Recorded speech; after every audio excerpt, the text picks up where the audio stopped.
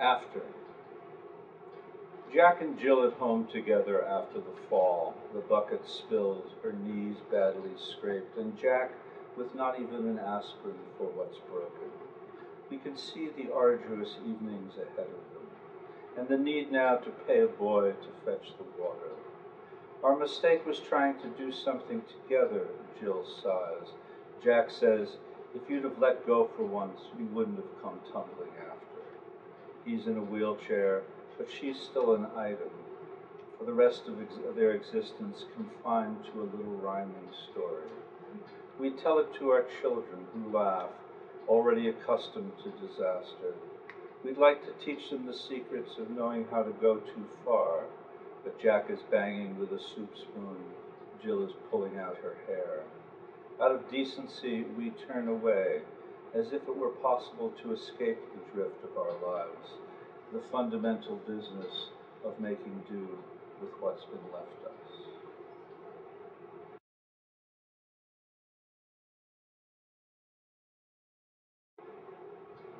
After I understand less, uh, and started it, as you might imagine, kind of playfully, just uh, kind of slightly deconstructing the nursery rhyme. But then it started to take on layers of what might happen I was going to say, in any relationship, in any dysfunctional relationship. And uh, I knew at some point in the poem uh, that I was working that territory. And even though the poem is ironic in posture, I hope there's a kind of release from irony at the end. I think that the poem after became a kind of examination of, in its last move, of how people survive their relationships or not. But, what do you do with the fundamental business of what's left to us?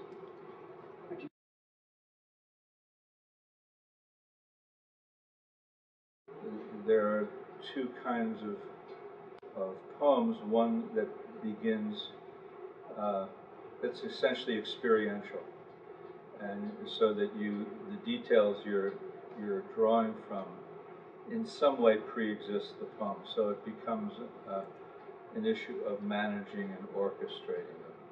Then you have poems that begin with, say, imaginative constructs, the way After does. And those poems are in some way easier to find your next moment, to select, because the only reason that the next moment should occur is because it is following some interior logic or advancing some imaginative premise. The problem with experiential poems is that you might put something in because it actually happened to you, the worst reason for putting anything in. So that you have to be very judicious, more judicious in the experiential poem.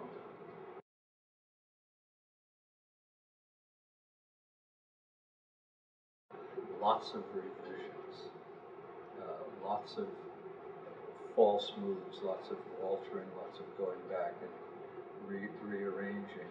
But essentially, uh, the compositional process is like that for me. When I'm working from experience, I'm most worried about my selection of details. And when I'm working from an imaginative premise, uh, the problem is how not to be too in love with your inventions. How to have something that is going to uh, something be central to the poem and not just demonstrate your imagination and your sense of exotic play.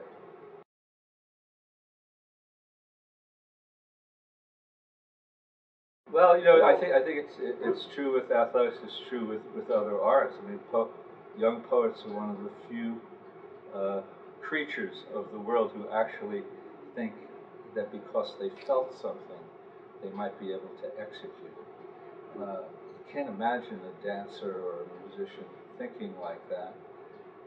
They would know they have to practice. Certainly, anybody who's been an athlete or say has worked in a machine shop, you got to know your stuff. You can't make it. Or if you were a carpenter, as I allude to in one of my essays, if you can't make the thing, the door shut properly, you can't go around telling people you're a carpenter. but but a lot of poets can say they're poets without practicing. The, the metaphor, if there is such, between athletics and poetry, you know, the way all metaphors break down if you push them too far. But the one, as far as it goes for me, is that both acts allowed me, when I was good, to be better than myself. That when you get into a good zone, shooting a basketball, say, you're doing things that in fact, the process, the long process of playing and being in the middle of being hot permits you to do things you couldn't do. Similarly with poetry, with writing in general, when you're in the act of, you can start to say things that you could not say had you not begun the poem. I mean, there almost always, I never have the lines that I think are the good lines in a poem prior to the act of writing. They occur in the act of. And when you're good that day, you can be a little bit better than yourself.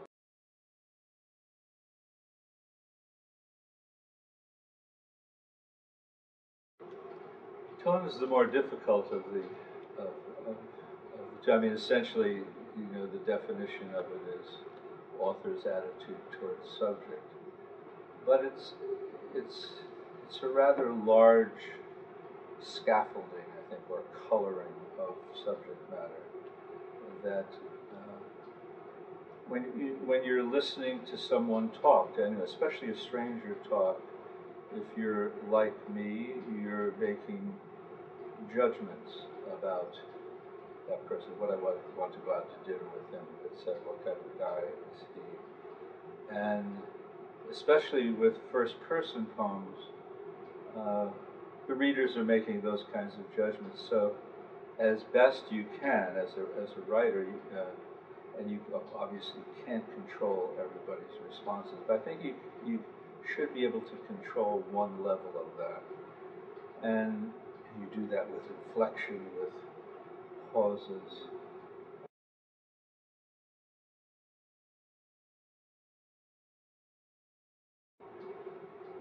Irony, uh, I think of irony as, and this is a simplification, it's just good irony and bad irony. Uh, that the irony that Rilke cautions against in Letters to a Young Poet, where you keep the world away from yourself, where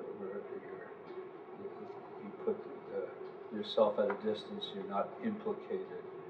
Uh, I prefer the irony of engagement, I would say, where, I mean, I think at best the ironist is profoundly alert to the world. Alert. Here's the doubleness of things. Works that doubleness. It's a kind of keenness, of attention. And rather than keep the world away, it interrogates that world. It tries to measure it.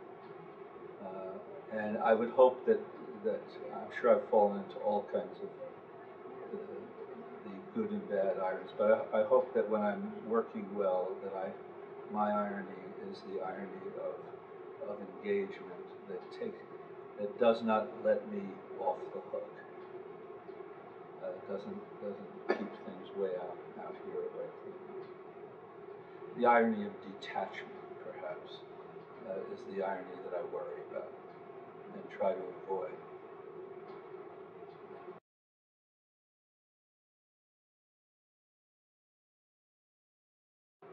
So many people grow up thinking that poetry is written in code, and the teacher knows the code, that you could say things like, I went down to the corner store and bought a loaf of bread, and somebody will say, what does that mean? I mean, that happens a lot. So that poetry, I think, does say what it means, and why poetry is difficult, and there's no reason why it shouldn't be difficult, is that it's getting at those things, say, our emotional lives are so murky and muddled that you can't say things straight out sometimes. So I love metaphor when it's a reach. I think you say what you can say as directly as you can for as long as you can, and then you often have to reach for analog because it cannot be said straight out. And that's where poetry enters the world of difficulty, and which will ask of its readers to be attuned, to be great listeners for tone, for irony. Frost says, the good reader, this is a paraphrase, knows how to take a hint, and the bad reader doesn't hear the hints. So if you miss the tonal hints in a poem of mine, for example, you're not going to read it well. In other people's poems as well. And to know that metaphor, simile, is in service of saying what is not easily said. And poems they ask a lot of us sometimes, because that's the case. The poems that are written willfully to be obscure, I have as little tolerance for them as probably the beginning reader does.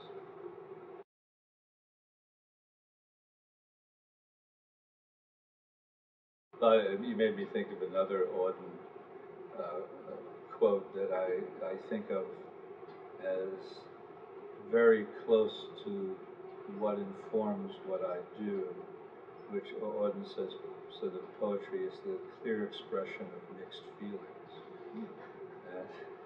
And that's always seemed a noble and a high goal to achieve that. So when we were talking about direct language or simple language, it's only worthwhile if it serves complexity. I think if it's hard won, it seems to me that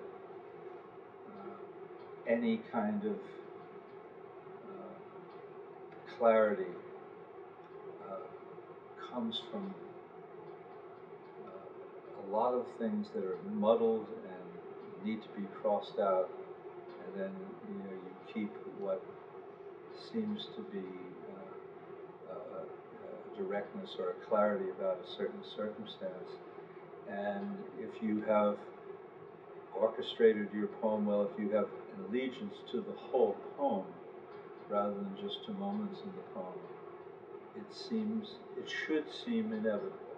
It should seem, everyone should say, aha, to it. They don't, of course, but they should.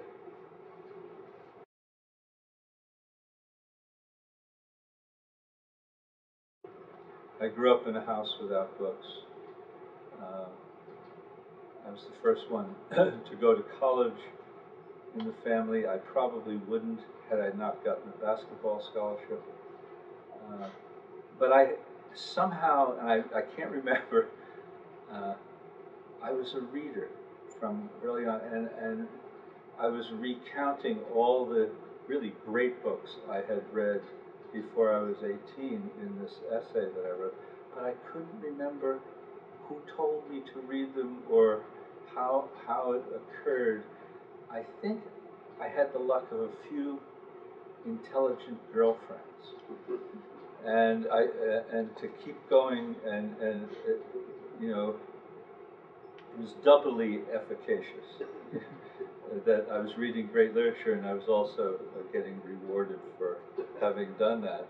My maternal grandfather, who lived in the house with us, my Jewish grandfather, did read a book almost every day, but he would get it from the pharmacy's lending library and return. There was no books on any shelves. I think we had Reader's Digest or something like that. So I don't know, but certainly that history of reading has been crucial. And I can't imagine any writer or any artist doing anything of any good without knowing some or a lot of what preceded him.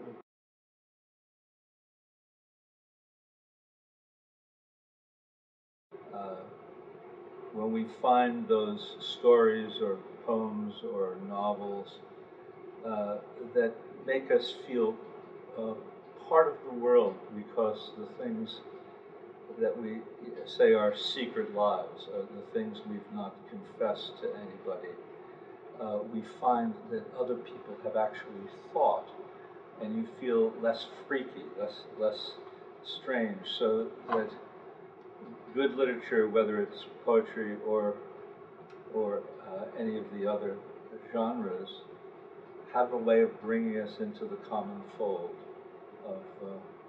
of making us part of the world, and that was part of my thrill. I was a very silent child and boy, and even grown up for a while, and I had my privacies, that I thought were peculiar to myself, and part of the thrill of a good poem, a good literature, is to see that actually other people have thought those things.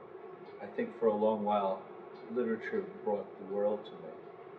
And then one of the problems of becoming a practitioner as an expert is that happens less, and you start to read for other pleasures, for the moves a poet makes. How do you get from here to there? What kind of transitions?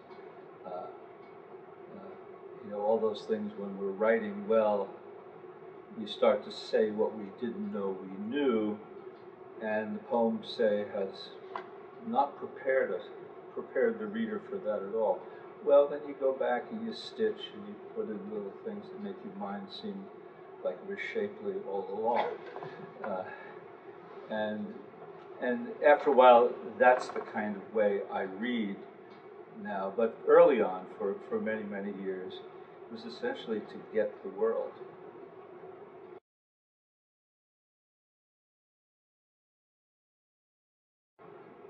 I'm sure you all have heard this, when somebody says, "Oh, I can relate to that."